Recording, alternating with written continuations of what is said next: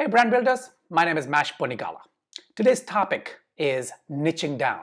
Now I've done several videos in the past where I briefly touched upon niching, especially in the creative sector. If you're running a graphic design firm or a brand agency or any kind of a creative, it could be a web design firm, the creative sector. Now, niching in creative sector is an enigmatic kind of proposition, right? When you think about niching, it's choosing a particular segment, market segment, or client type or industry segment, and then doing only those projects and rejecting everything else. So to start with, it's a scary proposition. To think about niching and to say that, okay, I'm going to dedicate myself or accept only projects or clients from a particular market segment and ignore or reject the rest can really keep you up at night, right? Awake. But to be honest, niching could probably be the best thing that can happen to you and your career path or your firm and its growth, right? The agency growth. Just to give you a little bit of context, what are we doing in our agency in terms of niching? And then of course, let's discuss how to niche, the pros and cons, and also look at it from a philosophical and business perspective, both perspectives. Now at Spellbrand, our niching is slightly more broader than laser-like. Now we did have a time in the past when it was laser-like, but markets change, segments change, and so you can switch around. So that is the tricky part. Learning how to balance that comes with trying to niche down.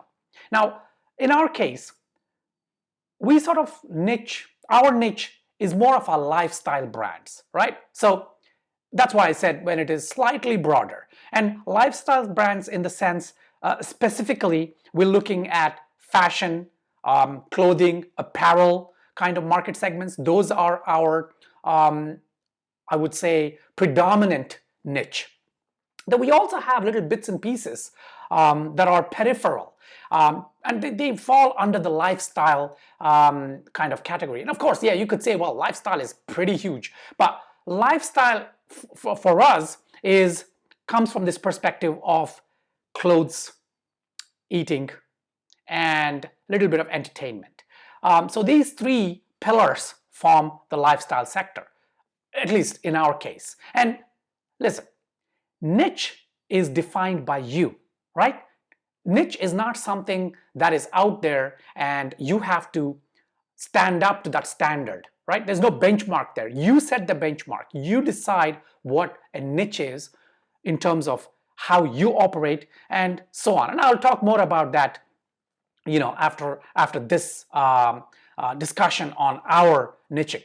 So we also dabble in schools, and that came about really as a coincidental thing. And even though it does not necessarily fit under the broader lifestyle, clothing, fashion, this kind of sector, we still specialize in that, and we do have a separate team and segment just to deal with high schools and colleges and universities in the US. And that's because there was a project that came on to our table a couple of years back, and it was a massive project. We rebranded 46 schools for a county in Florida, right? So they had 46 schools under their management, and we ended up rebranding them. We created fresh new logos and mascots and all that. So because of that, we sort of catapulted in that market segment, and schools and high schools started reaching out to us, and so that's another specialty. Okay, so that's about where we are in terms of niching. So let's talk about why you should be niching, how you can go about niching, and the pros and cons, basically. Picking a niche is really about expertise. So when this question actually came from Mark, and Margaret also actually a similar question. And what is a good way to define a client or sector niche so you can become a specialist? Okay, now that's why I referenced the question at this juncture in the video, because niching is not about selecting a particular niche and saying, okay, I'm going to dedicate myself only to this and I will not work on other projects. It's actually the other way around.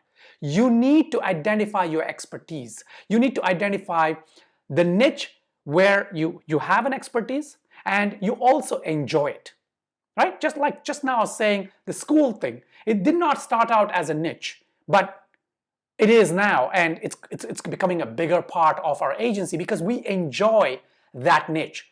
In fact, we did have a specific niche in the past which we did not enjoy, and we actively sort of started refusing projects from that market segment. And now we don't, yeah, because what you try, you attract, right? So we stopped mentioning our expertise in that area, on our website, in social media, whatever, and therefore we stopped attracting. So similarly, niching is not about selecting something, saying, okay, you know what, I will dedicate myself to creating brands for neurosurgeons or, I don't know, the pharmaceutical industry, and then just putting that message on your website or everywhere else, and then just waiting for those clients. That's going to destroy you. That's not the way it works. The way it works is being a generalist. And this is Margaret's question, where she said is it possible to do it, that is niching, when you're closer to the beginning stages of your business, so you don't have a full queue of leads? Very, very good question, very apt, because it hits it on the head. If you're starting out and you don't have a steady stream of projects, then don't think about niching, right? Niching is not for you. It's just going to destroy you. Niching should come into play when you already have a stream of projects and you worked on a particular segment more than the others. And it's more about having expertise. Expertise not just from working on those projects, but because you have passion in that and you start learning, you start researching, and you become an expert. Because branding, okay, or even website design or strategy, creative sector, a niche is not just about the number of projects you've done. Okay, so let's say there is an agency that says, we specialize in working with law firms, right? So we'll only create websites for law firms or only logos for law firms. Now, they're saying that because they've worked with 30, 40, 50 law firms in the past, which is good, fantastic. Or are they saying it because the founders, the creative directors, the people in that company, or if it's a single person, they love that market segment, the law market segment. They enjoy working with law clients, and more importantly, they understand the target audience and how the dynamics of branding works in that particular segment. I would say that they should niche if it's option B, right? It does not matter if you have done only 5 projects in a particular niche, but if you have spent time researching, building up, writing articles because you love it, right? Because you find it interesting, right? For example, I keep talking about this in every video, but I'm passionate about wine, at least now, right? These days. Well, I've been interested in wine for a very long time, but now I am technically interested, which means I'm actually writing. I'm sitting for tests and trying to get certified, and my end goal is Master of Wine, right? Master of Wine is like a master's after your graduation.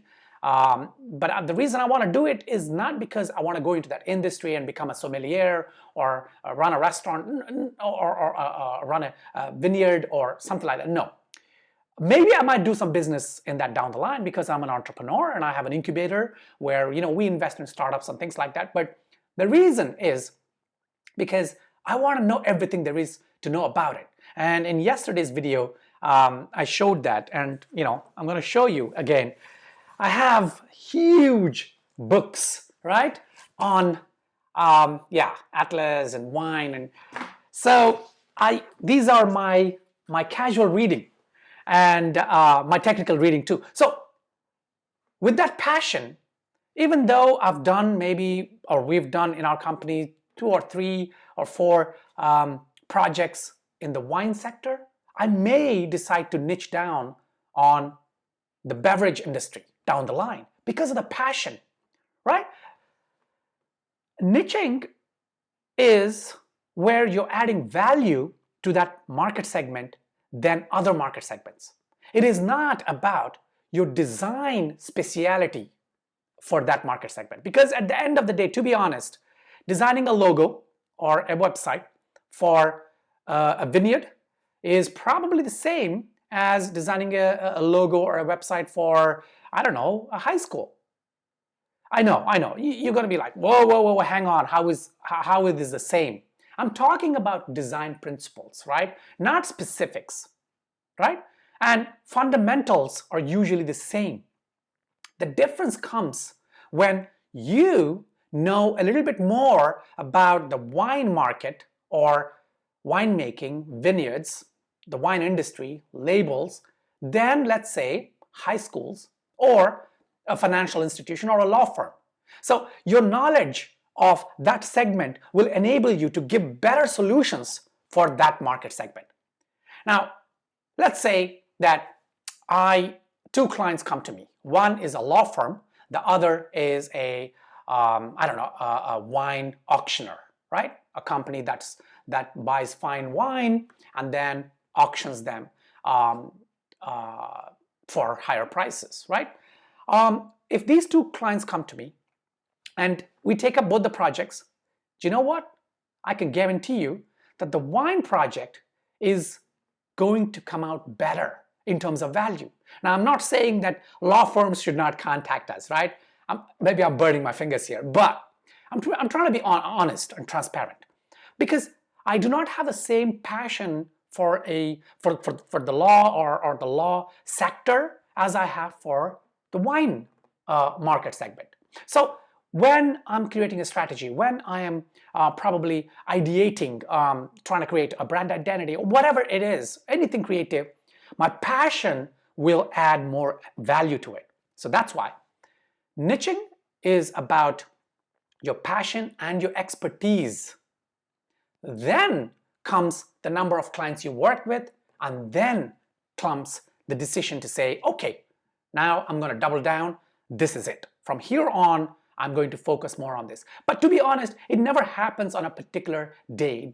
There's no single moment where, for example, there was no single moment when we decided to sort of say, okay, from today, we're going to work only with fashion sector, or we're going to work only with schools or, financial institutions. Never. It happens gradually over time. And then you start to realize, and then you make a conscious decision and say, okay, we need to change our messaging, because that's the second part of it. So the first part of it is expertise. You need expertise to niche down. And the second part is your messaging, right? So then your messaging changes, and you then start saying on your website, for example, instead of saying creative solutions for entrepreneurs, you might say creative solutions for winemakers, or whatever niche, law firms. So you could say brand identity designer for law firms. So think of it from the other perspective. So it's not about picking a niche and moving forward, but rather it is building up your expertise, laying the groundwork towards a niche. Of course, you can decide upfront, if you have this idea to niche, what that niche could be, and you start working towards it. And that could happen from a business perspective, right? So till now we're talking about passions and emotional aspect, but now let's talk about the business perspective. Different market segments can sustain different price points. And if you've seen some of my videos or attended live calls, you would have noticed that I always talk about profitability. It is your God-given divine duty to generate profit in your business. Even if you're a freelancer, you're a one-man or one-woman show, right? I don't mean it from a religious perspective, but from something higher than you. Because capitalism works when there is profit. And I'm not talking about greed. I'm talking about pure capitalism. And if you're a student of economy, or if you've studied economics or the markets, and you would notice that capitalism is actually good for this world, because capitalism enables innovation. It enables the way of life, right? Our safety, our security, our transport system. Because without investments, we would probably still be in the dark ages, fighting off infections and things like that. So capitalism is good, and capitalism means profit, and profit is good for your brand, for your company, for your agency, for yourself, and for your clients. Because if you don't make a profit, then you will not be in the right kind of mind frame to do justice to your clients.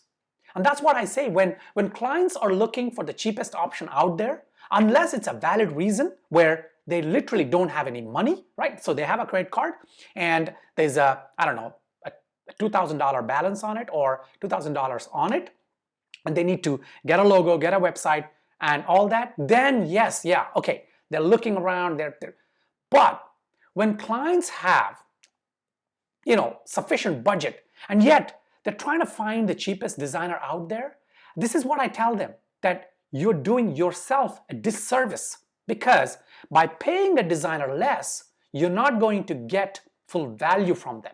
And without full value, you actually won't end up with an identity or whatever it is that would last, and you're going to end up paying money again, and it's in the meanwhile you're going to have opportunity costs, you're going to lose money. And this might actually address another question one of you were asking about, how do you communicate your value to a client? Now I'll do a separate video on that, but this plays into that, right? So profit should be generated, and therefore the niche you pick has to sustain good profit levels for you, for your case, because profit for you might be different from what I consider as profit, might be different from what another agency considers as profit. Some agencies will be happy with 30% profit on any given project, some 50, some, believe it or not, 80. And actually, if you're a freelancer and you're not a company, then it's almost 100%, isn't it? Because you're not really paying anyone. It's your time, of course your time, but in terms of profit, there is no expenditure besides maybe your internet, and you're sitting at home, or maybe you have a small office. Do you see what I'm saying? So profit levels are different. Now, I know, I'm at the 17-18 minute mark. I'll try and quickly wrap it up. I have a couple more points that I want to talk about, but this is very critical, because how do you select a niche? Now, if you target, let's say, law firms, that's a pretty good niche, because they can sustain higher prices. If you can add true value, you will get good pricing. And so if you're thinking, okay, for a brand identity, I need to be able to reach the $5,000 to $10,000 mark. Yes, law firms can sustain it. Schools, probably not, right? The beverage industry, maybe. Restaurants, maybe, perhaps not. Do you see what I'm saying? So you need to really, if you're thinking of niching down the line, and to prepare for that, look at your passion. If your passion is for, solving Rubik's Cube, right? And if that is your passion, and you want to target, let's say, board games or this kind of problem-solving business sector, then the profit margins might not be high. The project ticket might not be high, because those clients may not be able to afford a $5,000 project just to get a brand identity, right? So think about that. That is when you're selecting a niche, your expertise, your passion, but also profitability and sustainability. Okay. To become a specialist. Okay, so again, to become a specialist in a particular niche, yes, doing a lot of these projects would help, of course. The more projects you do, the better you become an expert. But it's also about building the other aspects of your communication. So even if you're not doing many projects, if you want to target a particular niche, then start writing about that. So you're researching, you're learning, and then you start writing. So it could be a blog or a podcast or a series of videos or whatever it is. On social media, you're constantly monitoring that market segment, you're sharing, you're communicating with people in that market segment, companies. So you're building yourself up a kind of a saturation within that market segment even before you get there, right? Even before you've done a lot of projects. And in fact, that might actually lead more projects to come to you. There are two ways, of course, people reach out to niches, right? When they want to get something done. One is, of course, one is where they're searching and then they find you, they find your website or something, and it says, brand identity designer for law firms. And then they're like, okay, and then they check out and they see that you've done 30 clients and they're all law firms. And after a period, you can remove your other not niche related projects out of your portfolio and just focus on that. And that creates even a better impression, right? That could be one way. The other is, of course, they reach you through an article they read and they see the passion for that particular. And when they come to your portfolio, they might see only 3 or 4 law firms, and there are others also. And you're not saying you're a specialist, but it will still endear them to you. And this is what we did with the fashion sector, because there was a time when we were the partners, very interested in the fashion industry, but fashion technology. And so we were writing articles and we were making a lot of noise about that market segment.